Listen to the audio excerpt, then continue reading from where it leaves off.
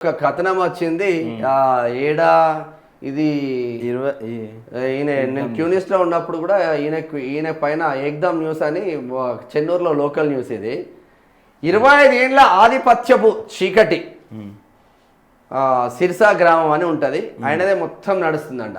అది సిర్సా గ్రామం మంచిర్యాల జిల్లాలోని కోటపల్లి మండలంలో రాజకీయ ఆధిపత్యానికి పేరుగాంచిన మారుమూల పల్లె.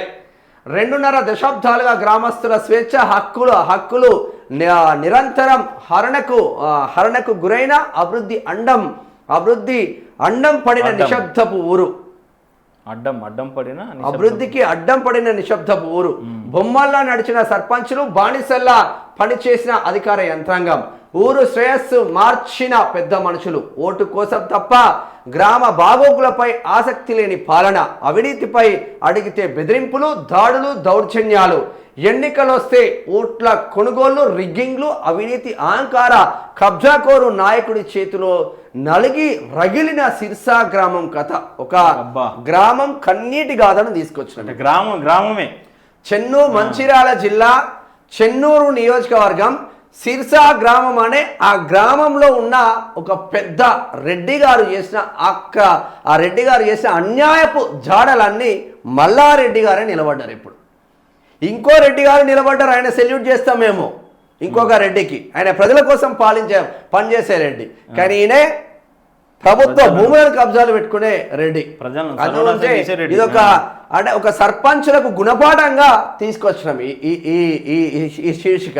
అవును, సర్పంచులు ఎలా ఉండాలి, ఎలా ఉండకూడదు, మన గ్రామాన్ని ఎవడు నాశనం చేస్తుండు, మన గ్రామాన్ని ఎవడు అభివృద్ధి చేస్తుండు, అభివృద్ధి చేసే వైపు మనం ఉండాలి. రెడ్డి అయినా, వెలుమ అయినా, కమ్మ అయినా, కాపు అయినా, ఎస్సీ అయినా, ఎస్టీ ఎవరైనా సరే. కానీ ఇక్కడ దీనికి వ్యతిరేకం.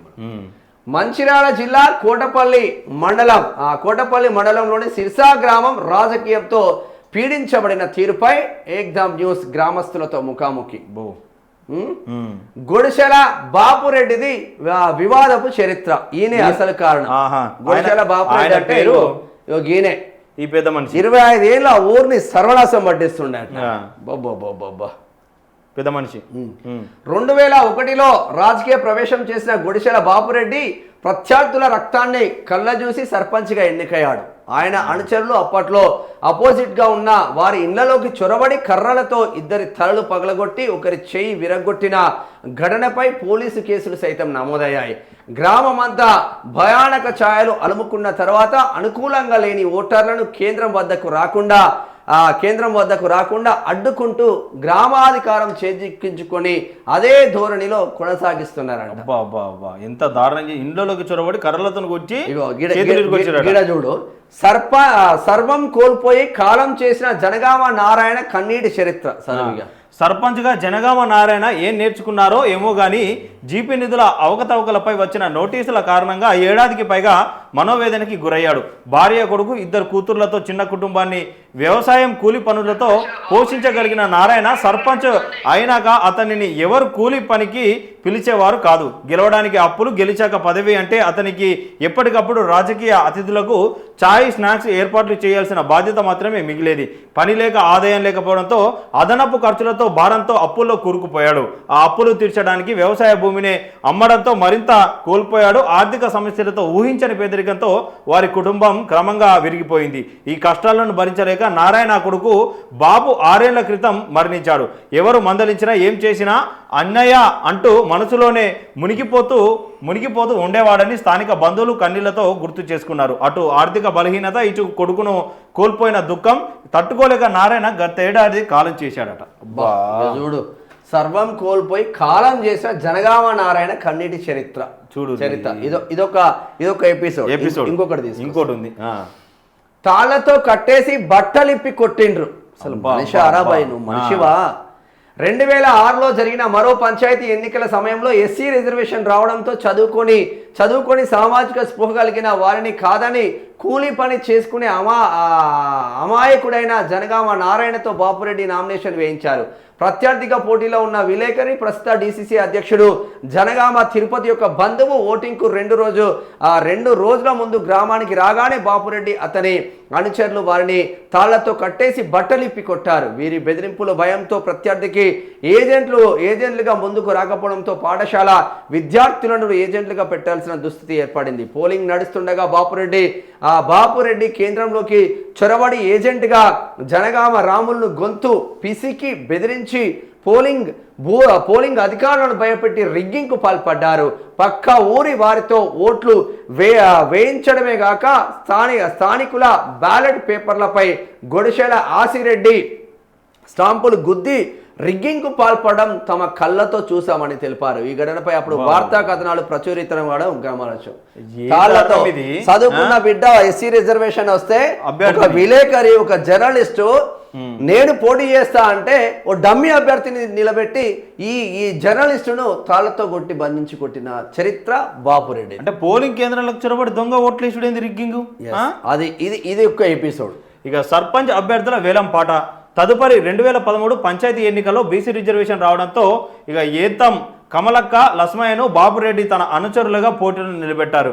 వీరి అణిచివేత ధోరణికి వ్యతిరేకంగా బీసీల తరపున మొట్టమొదటిసారిగా పెద్దింటి స్వప్న పున్నంచెందు పోటీకి దిగారు. ఈ ఎన్నికల్లో కూడా బెదిరింపులు దాడికి యత్నాలు చోటు చేసుకున్నాయి. అత్యంత సంకలంగా పక్క గ్రామం పుల్లగాములో ఇదే బాపురెడ్డి సమక్షంలో సర్పంచ్ అభ్యర్థుల మధ్య వేలం పాట జరిగిన ఘటన వెలుగులోకి వచ్చింది.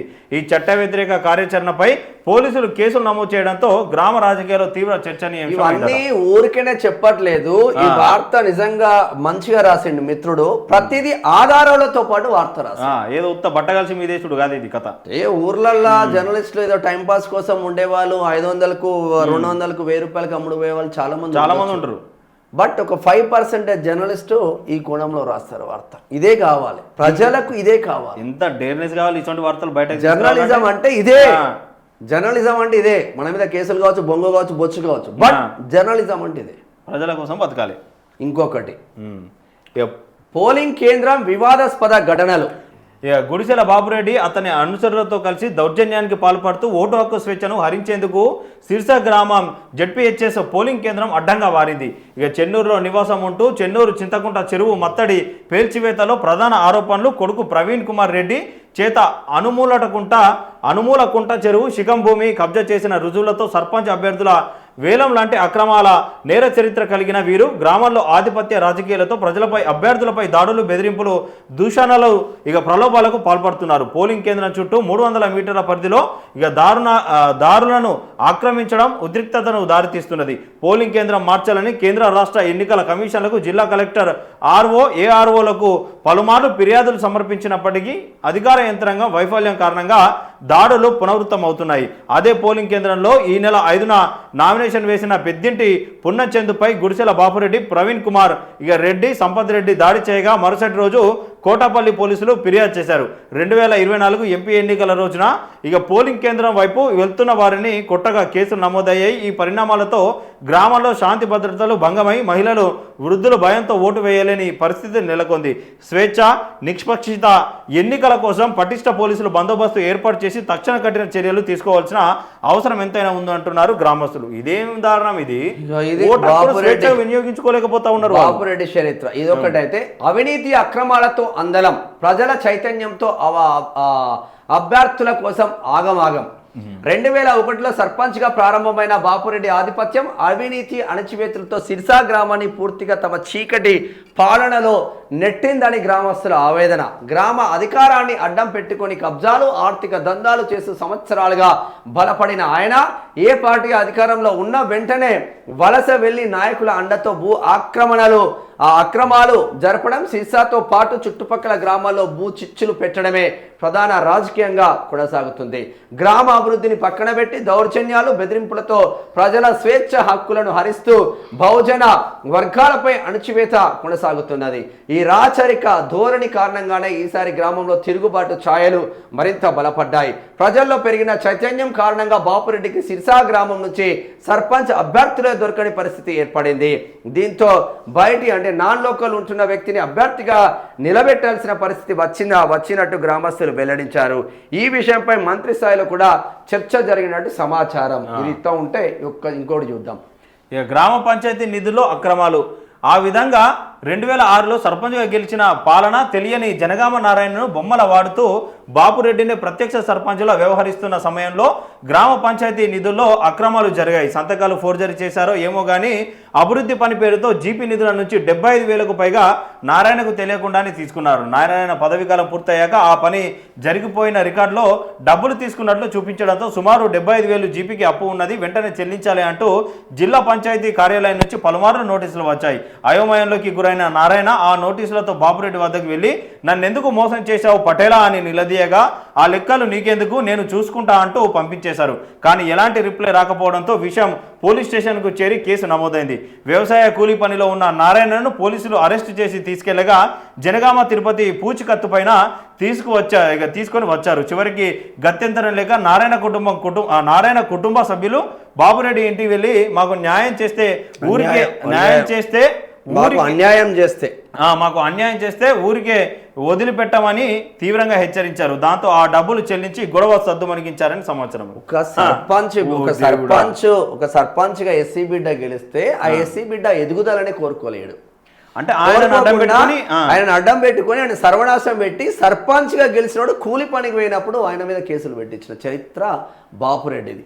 మళ్ళీ ఇదే బాపురెడ్డి ఇప్పుడు ఏం చేస్తున్నాడు, సర్పంచ్ గా నిలబడతాడండి. ఇప్పుడు ఇక ఈయన సర్పంచ్ గా నిలబడి ఇప్పుడు ఇక ఆ సిర్సా గ్రామానికి నువ్వు ఒరగబెట్టింది ఏమున్నది, నీ ఆధ్వర్యంలో ఏమొచ్చింది సిర్సా గ్రామానికి, ఏకైనా రూపాయి వచ్చిందా సిర్సా గ్రామానికి? చెన్నూరు నియోజకవర్గం ఎందుకు డెవలప్మెంట్ కావట్లేదు, గ్రామాలు ఎందుకు డెవలప్మెంట్ కావట్లేదు అంటే ఇటువంటి నాయకులు ఉన్న తర్వాత ఎడ డెవలప్మెంట్ అవుతుందా? ఇంత అరాచకం ఒక సిర్సా గ్రామ ప్రజలు ఈసారి మంచి డిసిషన్ తీసుకోండి. రెడ్డి బిడ్డ అయినా పర్వాలేదు, మంచోడికి ఓటేయండి. జనరల్ సీట్ వచ్చినప్పుడు రెడ్డిలు పోటీ చేస్తారు, ఎస్సీలు పోటీ చేస్తారు, ఎవడైనా పోటీ చేయొచ్చు. బట్ దాంట్లో ఉన్న మంచి బిడ్డకు ఓటేయండి. ఈయనే ఓ మిల్లు కూడా కట్టుకున్నాడు కబ్జాలు చేసి. ఓ మిల్లు నేను క్యూనిస్లో ఉన్నప్పుడు వార్తాకథలో బాగా చదివిన. అందులోంచి ఒక టాపిక్ వచ్చినప్పుడు ఇది కావాలని తీసుకొని చదివి సొంత ఆయనకు ఒక నియోజకవర్గ ఎమ్మెల్యే అని చెప్తే మొత్తం నియోజకవర్గానే కథ. మరి ఇంత చేసిన మళ్ళీ ఇప్పుడు కాంగ్రెస్ ఉందా, కాంగ్రెస్ లో దూకుతాడు. రేపు మళ్ళీ బీఆర్ఎస్ వస్తే బీఆర్ఎస్ కు అంటే అధికార పార్టీ లక్ష్యమైన. మరి వివేక్ సార్ మీరేం చేస్తున్నారు సార్? మీకు మంచి పేరు ఉంది కదా ఓపెన్ గా మాట్లాడుకోవాలంటే, ఎవరితో విభేదాలు లేవు, మీ వ్యాపారాలు మీకున్నాయి. ఇటువంటి వాళ్ళని పక్కన పెట్టుకొని ఊరునే సర్వనాశం పట్టిస్తే ఇటువంటి బాపురెడ్డి అటువంటి వాళ్ళు పక్కన పెట్టుకొని మీరు బాగుపడ్డ చరిత్ర ఇక ఉండదు. జర చూసుకోండి ఇక మీకు ఎక్కడికక్కడ కబ్జాలు, దౌర్జన్యాలు, రౌడీయిజం, బెదిరింపులు, ఏంది ఇదంతా? మనది